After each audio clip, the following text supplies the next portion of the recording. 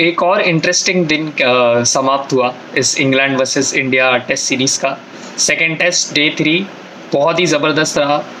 हमने ये देखने मिला स्टार्ट में तुरंत 2 विकेट लिए सिराज ने, और उसके बाद इंग्लैंड गेम में आया। दोनों सेशन इंग्लैंड ने कम्प्लीटली डोमिनेट किए, काफ़ी रन बनाए।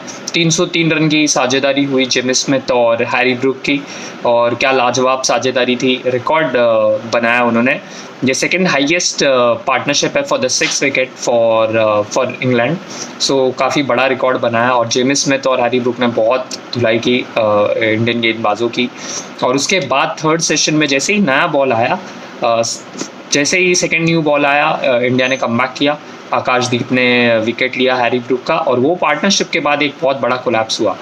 इंडिया ने सेकंड न्यू बॉल से 5 विकेट लिए 31 रन देकर, और इंग्लैंड का जो कोलैप्स हुआ, अगर आप देखेंगे लास्ट 5 विकेट्स गिरे सिर्फ 20 रन पे।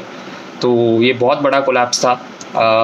अगर मैं आपको एग्जैक्ट बताऊँ तो गिरा था विकेट 387 फॉर 5 था इंग्लैंड, और 407 पे ऑल आउट हो गया। तो सिर्फ 20 रन पे लास्ट 5 विकेट गिरे, और इस वजह से इंडिया को एक बहुत बड़ी 180 रन की लीड मिली। और एक टाइम तो ऐसा लग रहा था कि ये लीड मिल ही नहीं पाएगी, क्योंकि इंग्लैंड बहुत क्लोज आ रहा था इंडिया के टारगेट के। अगर आप फर्स्ट सेशन में देखोगे तो 172 रन्स बने 2 विकेट के नुकसान पर 27 ओवर में, और रन रेट था 6.37 का। तो काफ़ी अग्रेसिव खेल रहे थे इंग्लैंड के बल्लेबाज। स्मिथ ने अपनी सेंचुरी कंप्लीट कर ली थी तब लंच पे, और हैरी ब्रूक 91 पे खेल रहे थे। तो काफ़ी बहुत ही बेहतरीन बल्लेबाजी की दोनों प्लेयरों ने, और इंडिया को कम्प्लीटली ऐसा लग रहा था कि जो 2 विकेट गिरे थे पहले सेशन में, वो कम्प्लीटली नेगेट कर दिए उन्होंने, दोनों ने काउंटर अटैक करके, और इंडिया पे प्रेशर डाला। सेकेंड सेशन फिर शुरुआत हुई। सेकेंड सेशन में इंडिया चाहती थी कि जो मिस्टेक किए उन्होंने वो नहीं करे, थोड़े डिफेंसिव चले गए थे इंडियंस।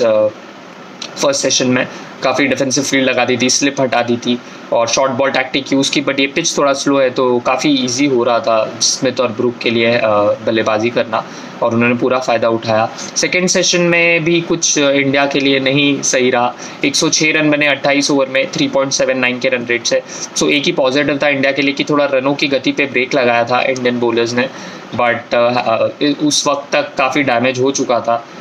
355 और 5 थे 75 ओवर्स में टी पे इंग्लैंड, और अनबीटन 271 रनों की पार्टनरशिप हो गई थी तब तक ब्रूक और स्मिथ की 7th विकेट के लिए। पूरा सेशन अगेन इंग्लैंड ने डोमिनेट किया। सिर्फ यही पॉजिटिव था, जैसा मैंने बताया, कि एक रनों की गति पे ब्रेक लगा था, और काफ़ी काम बचा हुआ था इंडिया के लिए करने के लिए सेशन 3 में। क्योंकि अगर जैसा देखेंगे 355 और 5 अगर आप हो 75 ओवर्स में, इंडिया ने बनाया है 587 रन।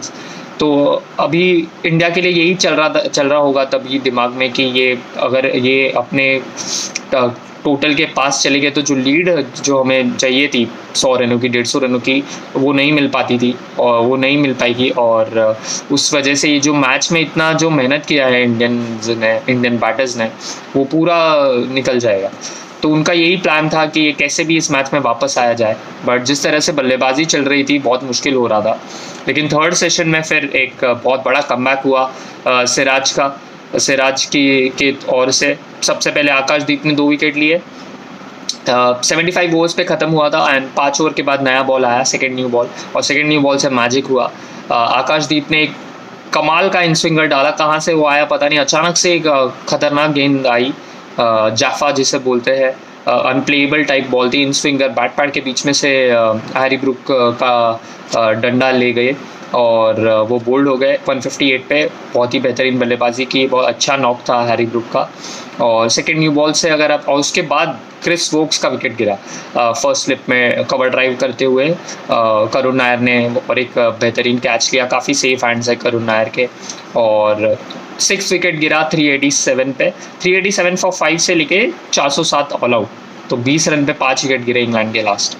इंडिया ने सेकेंड न्यू बॉल पे 31 रन देके 5 विकेट लिए। तो सेकेंड न्यू बॉल काफ़ी अच्छा रहा इंडिया के लिए, एंड उसी से इंडिया मैच में वापस आया, और 180 रन की लीड ली इंडिया ने। 303 रन की जो पार्टनरशिप है, जैसा मैंने पहले बताया, ये एक रिकॉर्ड है। और जेमी स्मिथ एंड तक नॉट आउट रहे 184 रन पे। सिराज ने लिए 6 विकेट, लास्ट के जो 3 विकेट थे वो सिराज ने लिए, और टेल को पूरा डिसमेंटल किया, टेल को पूरा रन थ्रू किया। और सिराज का जो 6 for 70 है, ये बेस्ट फिगर्स है उनके लिए इंग्लैंड में। और पहला फाइफर है इंग्लैंड में और सेकंड सिक्सर है उनका ओवरऑल। तो काफ़ी अच्छा दिन रहा सिराज के लिए। और फिर इंडिया ने बल्लेबाजी की शुरुआत की और काफ़ी काउंटर अटैकिंग अप्रोच से इंडियन बल्लेबाज खेले। ऐसा लग रहा था एक प्लान से आए हैं कि काउंटर अटैक करना है और शेल में नहीं जाना है, क्योंकि अगर आप देखेंगे भले इंडिया के पास 180 रन की लीड थी तब, लेकिन अगर आप देखेंगे कि अगर वो विकेट गिरना चालू होता है तो वो जो 180 रन की लीड है उसका जो एडवांटेज है वो चला जाएगा, क्योंकि जैसे ही विकेट गिरेगा आप ट्राई करेंगे सामने वाली टीम को, इंग्लैंड को इस गेम में वापस आने के लिए। और वो जो टारगेट देना है इंडिया को एटलीस्ट 450-500 रन का एंड में, वो नहीं दे पाएगा इंडिया। और इंडिया को पता है कि इंग्लैंड के बल्लेबाज कैसे बैटिंग करते हैं इस बैस बॉल एरा में। वो कुछ 400-450 रन उनके लिए कुछ भी नहीं है, वो आराम से चेस कर सकते हैं अगर उनको 4 सेशंस या 3 सेशंस मिले, 3.5-4 सेशन में वो आराम से चेस कर सकते हैं। तो इंडिया चाहेगी कि एक लंबा टारगेट दे डे 4 पे। अभी इंडिया का स्कोर है 64 for 1 in 13 ओवर्स।